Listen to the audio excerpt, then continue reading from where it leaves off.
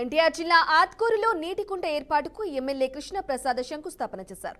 ఈ సందర్భంగా ఆయన మాట్లాడుతూ నీటి సంరక్షణ ప్రతి ఒక్కరి బాధ్యత, నీటి కుంటల్లో బహుళ ప్రయోజనాలున్నాయని అన్నారు. వర్షాకాలం నాటికి కుంటలు ఏర్పాటు చేసుకునేలా రైతులను ప్రోత్సహించారని ఆయన చెప్పారు.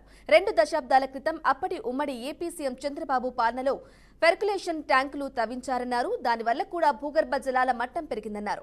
ఉపాధి హామీ పథకం విజయవంతంగా అమలు చేసేందుకు అధికారులు, సిబ్బంది పగడ్బందీగా పనిచేయాలన్నారు. రైతుకు ఉపయుక్తంగా ఉంటుంది, అలాగే భూగర్భ జలాలు పెరుగుతాయి అనే ఉద్దేశంతో ఈ కార్యక్రమాన్ని చేపట్టారు. తప్పకుండా రైతులందరూ ఈ అవకాశాన్ని వినియోగించుకోండి, ఉపయోగించుకోండి.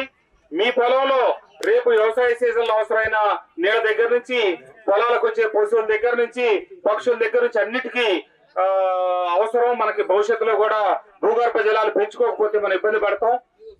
అట్లాగే మీరు గమనించాలి, ఒక 2 దశాబ్దాలకు పూర్వం ఒక వరుసన 2-3 సీజన్లు వర్షాలు పడక అనావృష్టి పరిస్థితులు ఏర్పడితే కొద్దిగా ఒక 3వ సంవత్సరం వచ్చేటప్పటికి మనం ఇబ్బంది పడే పరిస్థితి.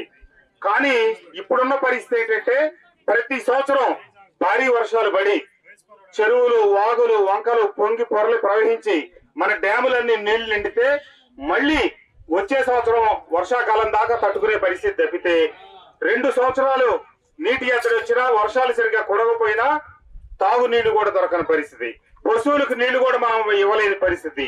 కాబట్టి అత్యంత ప్రమాద గంటికలు మోగుతున్నటువంటి ఈ పరిస్థితుల్లో మనం అందరం ఆ వర్షాకాలంలో వచ్చే నీటిని వడిసి పట్టుకోవాలని చెప్పి కోరుకుంటూ, ఈ విషయం ఎప్పుడో 1999లోనే చంద్రబాబు నాయుడు గారు ఒక ఉద్యమంగా తీసుకొచ్చారు. వాటర్ పెర్కులేషన్ పిట్స్ మీరు ప్రతి ఇంటికి తవ్వాలి అని చెప్పి ఒక ఖచ్చితమైన నిబంధన పెట్టి ఆ రోజు హైదరాబాదు మన రాజధానిగా ఉన్నప్పుడు పెద్ద ఉద్యమాన్ని చేశారు. పర్మిషన్ ఇవ్వాలంటే ఆ ఇంట్లో పెర్కులేషన్ పెట్టు, భూగర్భ జలాలు రీఛార్జ్ చేయడానికి, వర్షపు నీళ్ళని భూమిలోకి ఇంకించడానికి ఆ గుంట దొరికితేనే ఇంటికి అనుమతులు ఇచ్చేవాళ్ళు. తర్వాత మళ్ళీ అందరూ మర్చిపోయారు. మళ్ళా ఇప్పుడు పరిస్థితులు తీవ్ర స్థాయికి వచ్చినాయి. కాబట్టి